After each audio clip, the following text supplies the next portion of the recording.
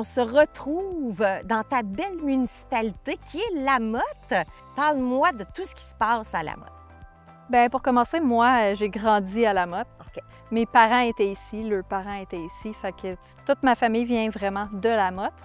Puis actuellement, je suis rendue l'agente de développement ici à Lamotte. Donc, c'est moi qui ai rendu la coordonnatrice de la Route du terroir. C'est un des gros événements qu'on a ici l'été à Lamotte. OK. On a aussi le Noël au terroir.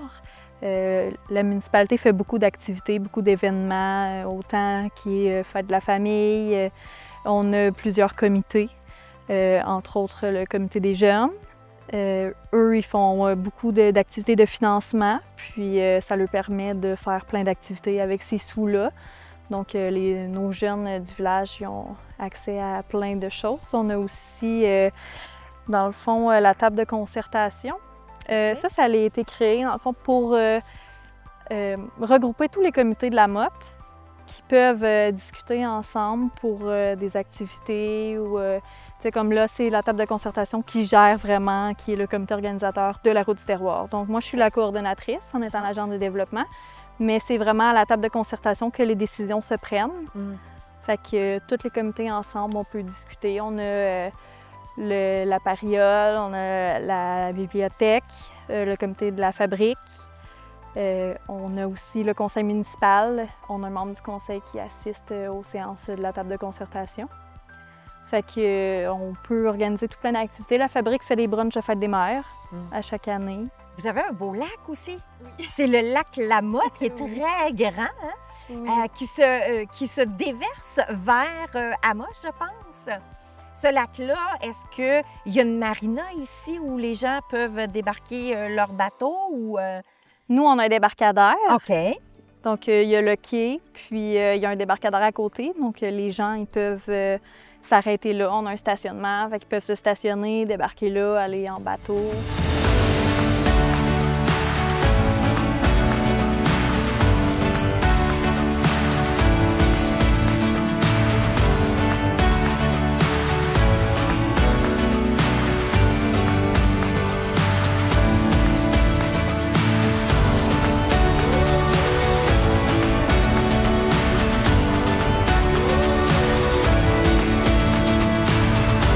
Côté développement économique, est-ce que c'est un côté rural plus agriculture?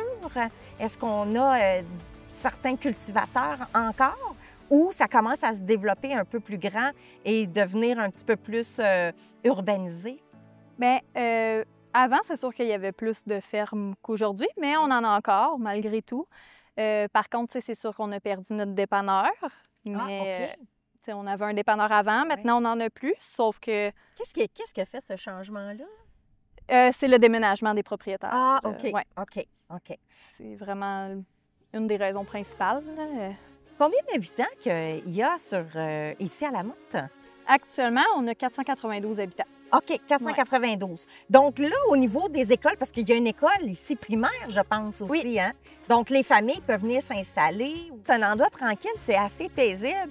Fait que pour une famille, les familles pourraient justement être bienvenues, j'imagine, dans votre endroit, étant donné que vous avez un comité au niveau des jeunes. Donc, il y a des activités qui se passent avec les jeunes aussi, là. Oui, puis l'école, dans le fond, actuellement, c'est de 3e à 6e année primaire.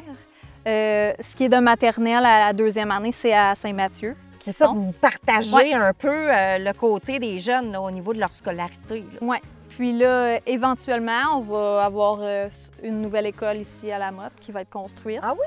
Oui. Et là, on est en projet aussi pour la construction d'un nouveau parc. OK. Pour apporter des familles à Lamotte. Donc, on va avoir un projet de parc en plusieurs phases. Fait qu'on est là-dessus. Là, ça s'en vient. C'est parce qu'actuellement, on a un tout petit parc. OK. Qui est vraiment des balançoires, une glissade, mais c'est quelque chose qui est important pour le conseil municipal, pour les citoyens de la municipalité. Donc, on travaille fort là-dessus pour apporter ça.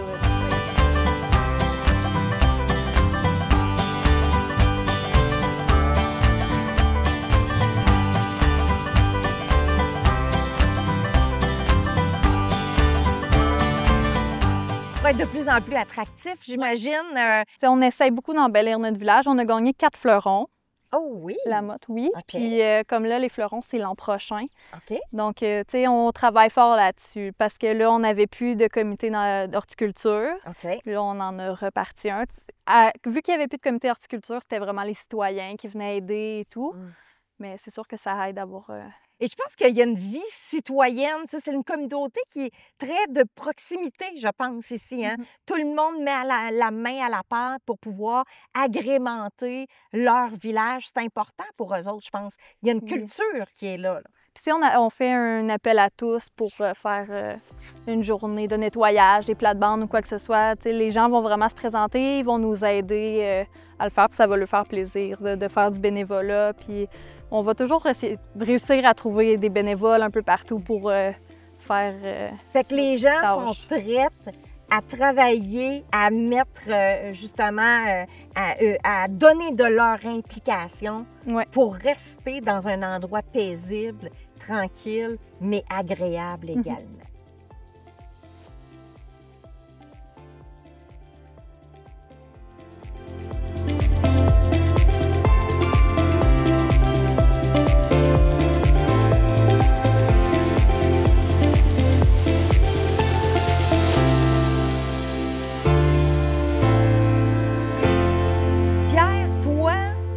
Tu as choisi de vivre à La Motte. Oui, ça va faire 15 ans que j'ai choisi de venir m'installer ici. Pourquoi? Parce que c'est un endroit que je trouvais beau en partant. L'environnement est magnifique, la nature est belle. Il y a du monde le fun à La Motte. Et puis moi, j'avais connu le village ici par les spectacles de la Pariole, par les événements culturels. Je venais ici à chaque année pour assister, pour participer à des spectacles.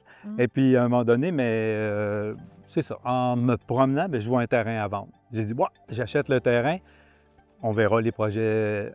Puis, une couple d'années après, j'ai décidé de venir m'installer ici, de bâtir une maison ici, puis de déménager à La Motte. OK. C'est la culture qui m'a amené ici. Et puis, je pense que c'est la culture qui continue à me garder ici aussi. Ah oui, hein? Parce que c'est un endroit très culturel, je pense, La Motte. Il y a toujours eu des événements culturels à La Motte. Il y a toujours eu des artistes professionnels et amateurs qui ont été actifs dans le cadre de cet endroit-là, de ce village-là. Ça remonte à loin, là.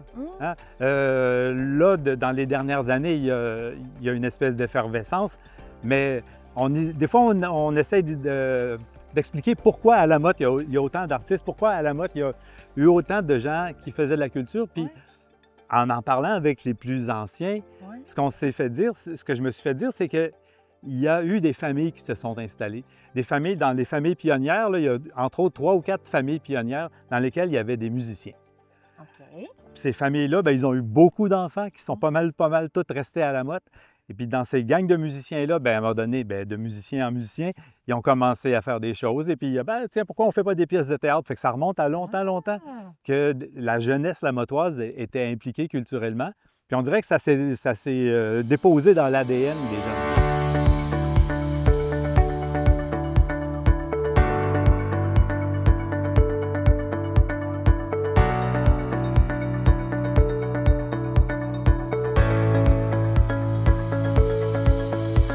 Vous avez d'ailleurs transformé l'église en multifonction et il y a un centre communautaire, mais le centre communautaire est beaucoup plus qu'un centre communautaire parce que l'intérieur, c'est une salle de spectacle très belle. C'est comme un endroit de pièces de théâtre. On peut imaginer plein de choses là-dedans. On peut les imaginer, mais on les réalise aussi. En plus! Il y en a plein de belles choses qui se passent ici. Mais tu sais, c'est en 2003 que l'évêché d'Amos a dit « OK, la bâtisse ici, l'église, va falloir s'en débarrasser. » S'en départir, pas s'en débarrasser, mais s'en départir. Fait que là, les gens ont fait un comité en disant « c'est pas vrai qu'on va laisser aller ça. » Il y a eu un comité, qu'est-ce qu'on en fait? On en fait un centre communautaire. Ça a pris plusieurs années avant que ça se réalise, mais ça s'est réalisé parce que le monde se sont impliqués.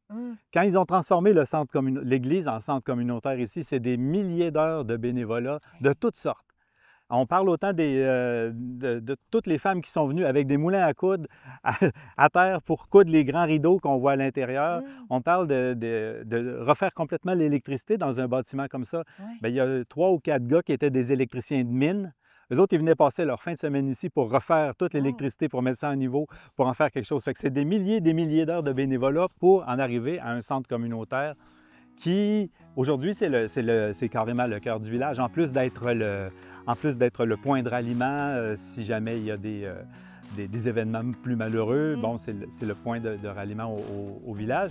Mais c'est là où les enfants viennent faire leur spectacle d'école. C'est là où, comme Camille le disait, c'est là où voyons, la fabrique fait le brunch La Fête des Mères parce qu'on a une belle cuisine en bas.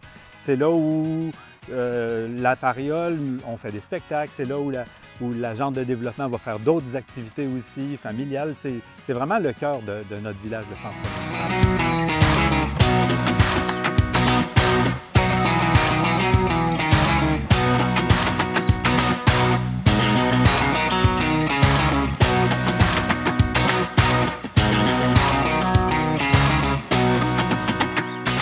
Pourquoi les gens, tu penses, s'impliquent autant et pourquoi toi, tu t'impliques? Bien, moi, je m'implique parce que je me suis toujours dit que si on veut qu'il se passe quelque chose chez nous, il faut le faire puis on a l'espace pour le faire. Okay. Moi, c'est pas vrai que je vais arriver quelque part puis me dire je reste là sans bouger. Fait que je m'implique socialement. Je m'implique aussi en faisant en sorte que chez nous, c'est beau. Je m'implique en faisant en sorte qu'on a des belles fleurs, un beau jardin, puis quand c'est le temps de donner un coup de main pour désherber ou aller faire des choses comme ça, bien, je suis souvent présente, bien, parce que j'ai à cœur le bien-être collectif de mon village. Pour moi, c'est super important que tout le monde se mette ensemble. Ça fait partie de l'histoire du village que tout le monde se mette ensemble. C'est important de le garder, puis de le faire vivre encore plus. Là, depuis quelques années, bien, la démographie fait que les plus anciens, ils partent. Il y a plusieurs maisons où c'est des jeunes familles qui s'installent. Okay. Le défi, c'est d'aller les chercher pour qu'eux autres aussi aient envie d'embarquer dans la vie collective, dans la vie communautaire. Le défi, c'est de faire en sorte que des jeunes voient aussi la beauté du collectif, la beauté du bien-être commun.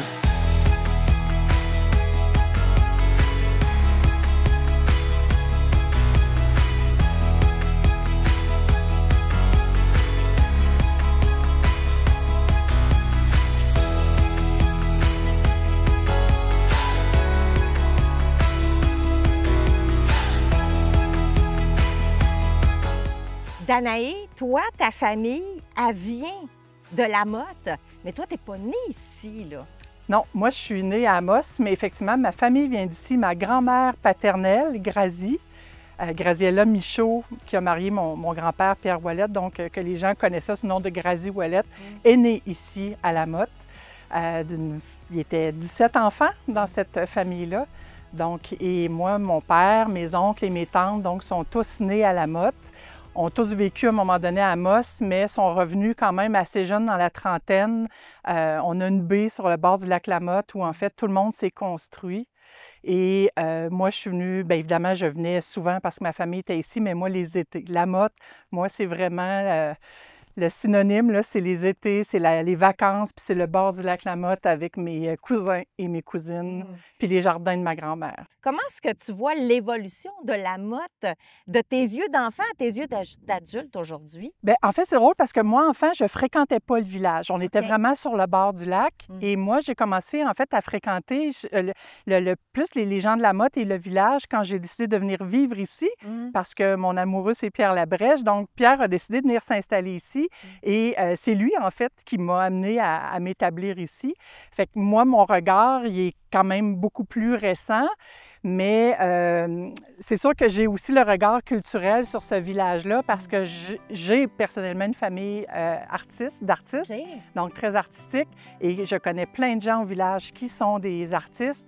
Et c'est ce regard-là que j'ai sur la dynamique au village où, bien c'est ça, on participe à des spectacles, il se fait beaucoup de choses. Pierre en a parlé tout à l'heure. Il y a une vie culturelle et riche depuis vraiment plusieurs années. Puis c'est encore ça pour moi que Lamotte évoque. Tu t'impliques beaucoup dans le milieu culturel et d'ailleurs, tu fais partie de l'organisme La Pariole. Oui. Donc, c'est quoi exactement La Pariole? La Pariole, des gens partant, en fait, je dois expliquer que moi, j'avais une jeune sœur qui est handicapée et qui nous disait souvent « arrêtez de me couper la pariole ».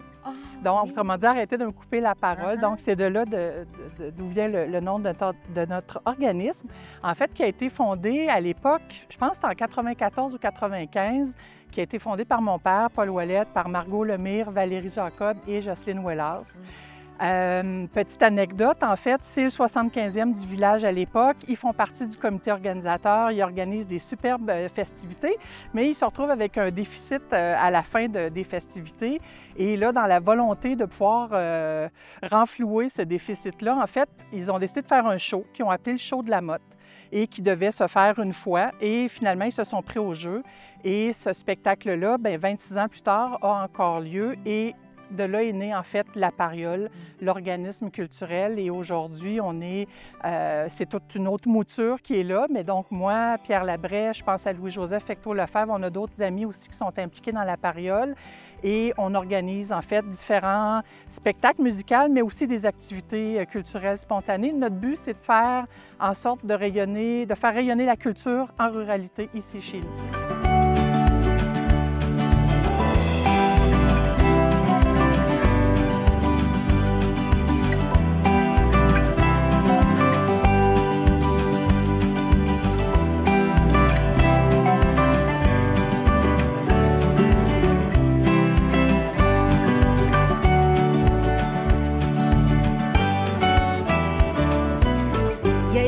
De gens qui viennent à vos shows, ouais, à vos spectacles.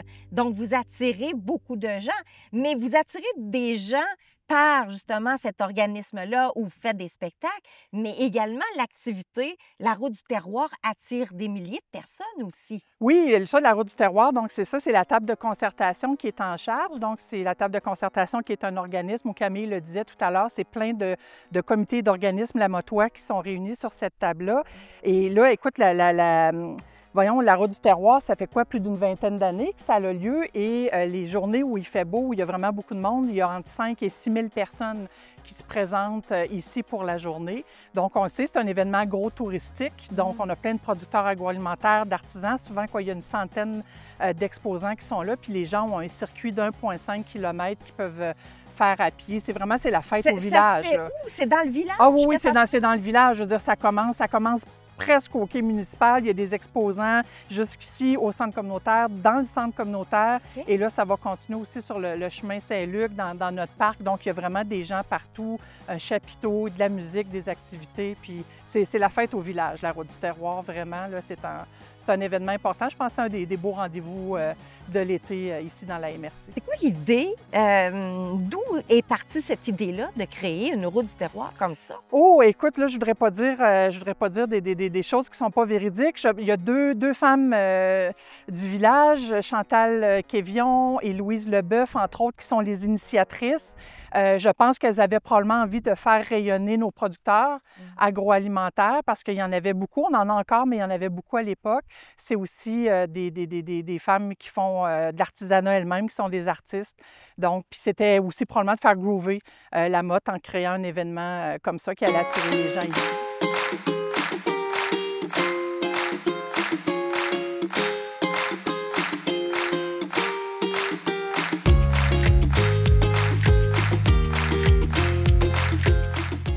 Donc, je vois beaucoup ici la motte, si je prends les mots-clés, implication, culture, rendez-vous culturel. C'est vraiment un aspect comme ça. Qu'est-ce que tu dirais à une personne qui cherche un endroit à visiter, mais également à s'établir? Comment tu vendrais la motte, toi? Ah, bien écoute, c'est sûr qu'il faut aimer, je pense. Il faut aimer les grands espaces, il faut aimer l'eau, il faut aimer... faut aimer le calme parce qu'on est un plus petit village. Donc, c'est sûr, moi, je viens chercher ici la tranquillité, les grands espaces, les gens qui aiment jardiner, qui aiment fleurir. Et ce qui est le fun aussi, c'est que si on est moindrement, si on a envie, en fait, de s'impliquer, bien là, justement, par tous les événements, les activités organisées, soit par la Pariole ou par la municipalité aussi, bien c'est là, en fait, que c'est le fun de pouvoir se rencontrer, d'échanger. Camille le disait aussi, on a une école, en fait, donc il y a plein de choses, je pense, importantes de proximité. Et on est aussi pas loin, on n'est pas loin d'Amos. C'est facile de se rendre aussi à Val-d'Or et à Rouen. Donc, pour les gens qui ont envie de bouger, je trouve qu'on est un peu comme... Vous êtes quand même assez central. Oui, on est central, on est bien situé. Puis, bien, c'est ça, il y a le magnifique lac Lamotte avec la rivière Aricana qui est ici à proximité. Il y a le lac Malartic aussi qui borde le village d'un autre côté. Donc, les gens, bien, c'est ça, qui aiment l'eau l'été ou qui aiment faire du ski de fond. En fait, toutes les activités qu'on aime faire l'été ou l'hiver, il y a une belle quiétude, puis en même temps, bien, c'est ça. Je pense qu'on revient avec le mot implication quand on a envie de rencontrer des gens, puis de faire des activités, de socialiser. Ça serait... oui, c'est ça.